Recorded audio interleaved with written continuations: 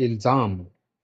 रेवती कोठरी में आई अपनी नई मेहमान को आश्चर्य से देख रही थी, जिसे आए लगभग हफ्ता होने को था, पर अभी तक उसे ढंग से परिचय भी नहीं हुआ था। अभी तक रेवती यही देखती आई थी कि जो भी नई कैदी कोठरी में आती है, वह कुछ दिन महीनों ऐसा विलाप करती कि कलेजा मुंह को आ जाए। दीवारों पर, सलाखों पर सिर पटकती औरतें अपने को बेगुनाह कहती, तो कभी बाहर छोड़ आई अपनी दुनिया के लिए रोती चीखती। रेवती के भी खुद के घाव हरे हो टीस देने लगते। अपने ऊपर लगे हुए सारे लांछन और उसकी बेगुनाही बड़े से प्रश्न चिन्ह का सलीब बन हृदय पर लटक जाते। पर यह तो मानो किसी रिजॉर्ट आ गई हो, ऐसी तान कर सो रही थी, मानो यह फर्श नहीं गद्देदार बिस्तर हो। कैदियों की दिनचर्या को भी इतनी सहजता से अपना लिया मानो सब सीख आई हो। इतना पता चला था कि इसका नाम अनीता है और यह भी मर्डर केस में ही आई है। अनीता ने अभी तक उससे बात नहीं की थी। उसकी बेफिक्री और चैन रेवती के चैन चुरा रहे थे। करवट लेकर लेटी अनीता मानो हिल रही हो, ऐसा उसे कई बार लगता। कभी कभी रात में वह मानो कोई गीता गा रही हो या जोर से हंसने की आवाज आती। दिन भर मुर्दे की भांति पड़ी रहने वाली उसकी कारावास सहवासिनी में रात्रि में मानो विद्युत प्रवाहित हो जाता। कुल मिलाकर उसकी उपस्थिति, उसकी रहस्यमयी चुप्पी और हरकतें बिना कुछ बोले ही एक भय भरी सिरहन उसकी रीढ़ में अंतर्गित तरंगित कर रही थी। जब से उसने जेलर साहिबा को भी उसे डायन कहते सुना था, उसका भय दोगुना हो गया था। उस दिन बोर होने के कुछ पहले रेवती की ध्यान निद्रा को भंग किया एक बेहद धीमी आवाज की उदास तान ने। रेवती दम साधे हुई रेवती दम साधे सुन रही थी। असल मायना दैया बोल उड़ी गेल, बोने बोने मायना कायदा जोर जोर आई बोने बोने, बोने बोने मायना कायदा जजोजर भाई, ना तोरा काका काकी ना दादा दादी बौजी, बोने बोने मायना कंधर जरोजर। जाने किस भाषा में गा रही थी वह। उस पर घोर अंधकार में उसे ना करवट बदलने की हिम्मत हुई, ना कसकर मींची आंखें खोलने की। अगले दिन जब रोशनदान से आती धूप चेहरे पर पड़ी, तो मानो रात्रि के भय भूत का दाह हुआ। रेवती ध्यान से सोई हुई अनीता को देखने लगी। कोई 33-35 के आसपास की लग रही थी। पैर भी मुड़े ना थे और नाखून भी लंबे ना थे। रंगत सांवला और बदन अंजोले कद का और बेहद कसा हुआ था। चेहरे की लुनाई और मासूमियत उस पर लगे इल्जाम की चुगली कर रहे थे और रात को उसको डायन चुड़ैल बन जाने की समझ को झुठला रहे थे। अभी रेवती ऊहापोह में ही थी कि उसने आंखें खोल दी और प्रश्नवाचक निगाहों से उसे घूरा। रेवती ने झेंपते हुए कहा, इतने दिन हो गए, पर तुमने कभी बात तक नहीं की। बस वही तुम्हें देख रही थी। मालूम है कि मैं मर्डर करके आई हूँ, वो भी अपने पति का। सो जरा बच कर रहना मुझसे। डायन हूँ मैं, डायन। आवाज के कुरदुरेपन और बेरुखी ने उसे हैरत में डाल दिया। रेवती उससे परे जा बैठी और नजरें फेर छत ताकने लगी। उसकी धड़कनें बेकाबू हुई जा रही थी। कुछ क्षणों के लिए वही महसूस चुप्पी फिर परस गई दोनों के बीच। आखिर अनीता ने ही सन्नाटे को तोड़ा। अरे, तू तो बुरा मान गई। मैं तो अपना परिचय दे रही थी। अब तो सारी जिंदगी यही कटनी है। आकर वह रेवती के पास बैठ गई। रेवती ने उसकी ओर देखा। उसकी नम हो चली आंखों ने उसे द्रवित कर दिया, मानो दुख की दो नदियां की जीवन गंगा का इस छोटी से कोठरी में संगम हो गया। फिर तो अश्रुधारा की विकट दोनों महिलाएं अपनी अपनी संवेदनाओं की नैया ले डूबने उतारने लगी। झूठ बोल रही है, कहीं डायन चुड़ैल ऐसे बोलती है? ये ना होगी ऐसे। रेवती ने मन ही मन में मानो खुद को तसल्ली दी। मैंने तो कुछ किया ही नहीं था। मुझ पर देवर की बेटी की हत्या का आरोप है। मैं बांझ हूं ना, मैं कैसे उसे छत से नीचे फेंक सकती थी। अपनी शादी के बरसों बाद तो घर में किलकारी गूंजी थी। मैंने बस उसे कलेजे से लगाया था उस दिन, जिस दिन वह 4 मंजिल से नीचे गिरी मिली। मेरी सास को वंश चलाने की बड़ी फिक्र थी। मुझ निपुति के बाद जब देवरानी को भी बेटी हुई तो उसका चेहरा उतर गया था। मुझे जेल भेजने के महीने भर के भीतर ही मेरे पति ने दूसरी शादी कर ली। एक तीर से दो शिकार किया उन लोगों ने। रेवती संपेक्ष में अपना दुखड़ा बता गमगीन हो गई। उसके बाद घंटों पूर्ववत चुप का ताला लटका रहा। हाँ, अब अनीता सोई नहीं, बल्कि घुटनों में सिर घुसाए बैठी हुई थी।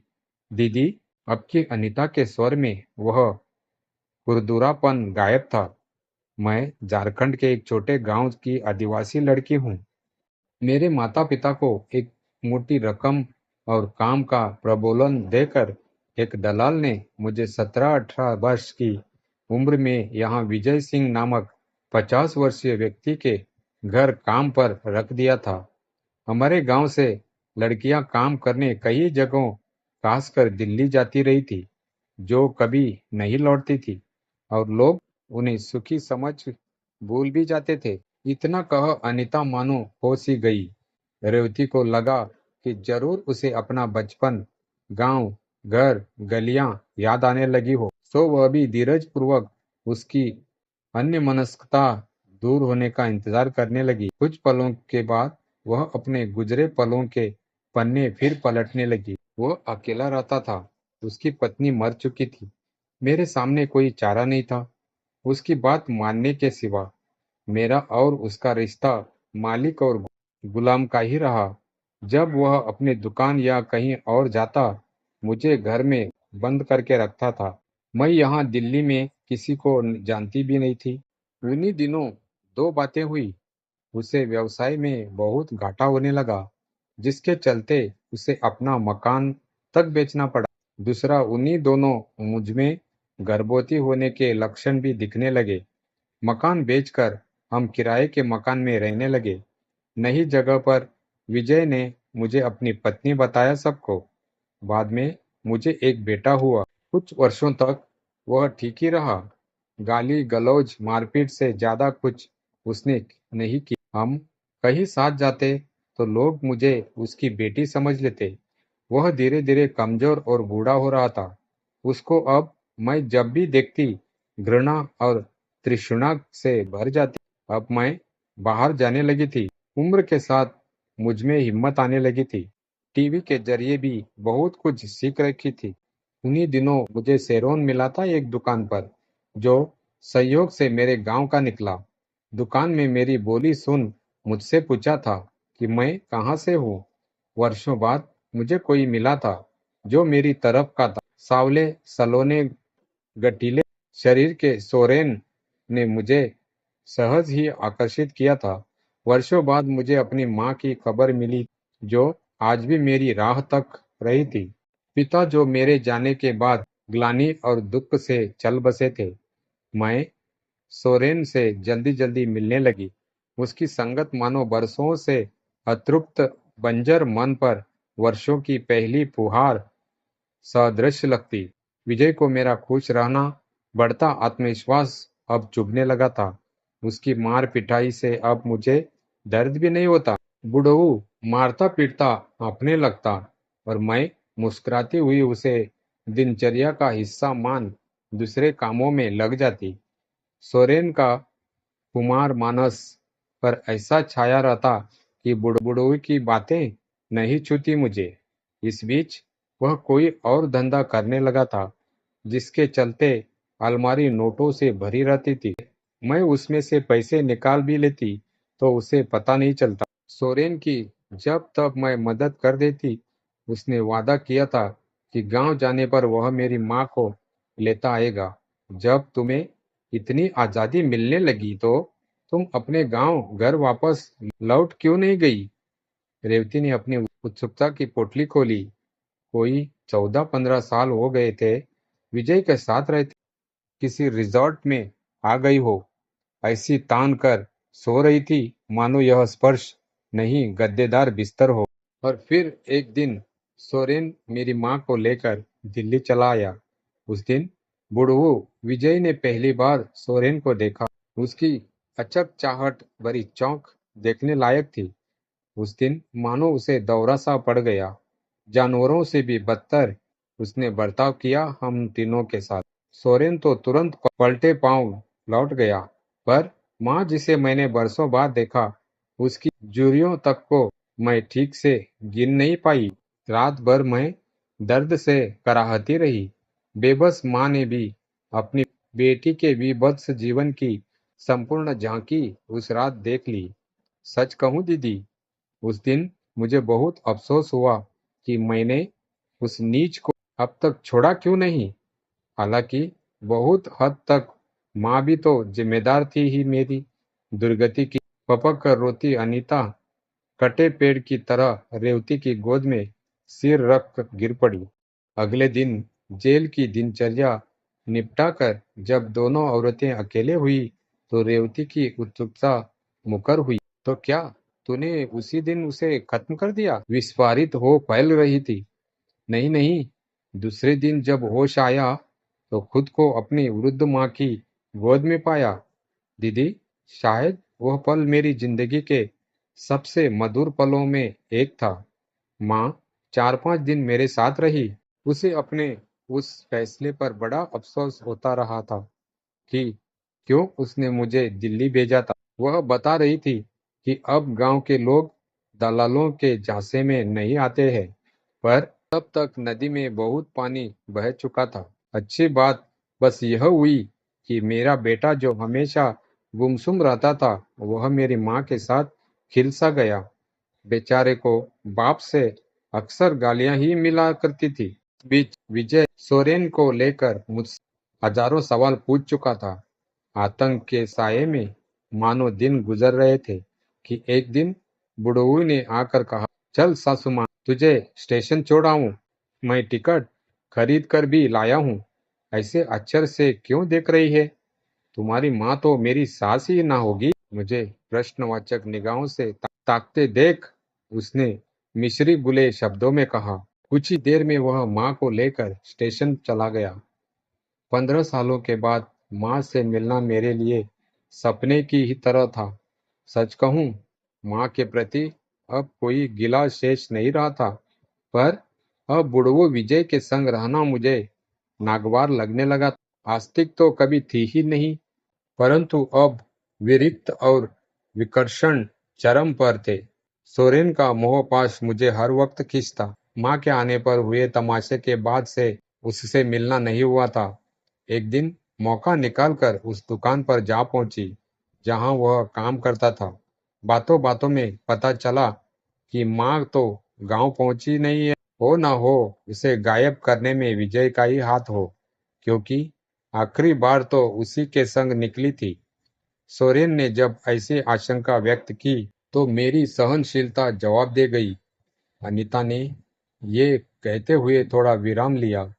कुछ देर तक रेवती के फक पड़े चेहरे को ताकते हुए उसने खड़ी हो लोहे की सलाखों को कसकर पकड़ते हुए कहा, उस दिन मैं पूरी तैयारी से लेस होकर ही अपने नर्क में लौटी। आते ही उसने सोरेन को ले फिर मोटी मोटी गालियां देने शुरू कर दी, पर मैं अनसुनी कर रात का खाना बनाने लगी। उस रात उसने जम कर खाया और कहा भी कि आज खाना बहुत बढ़िया बना है।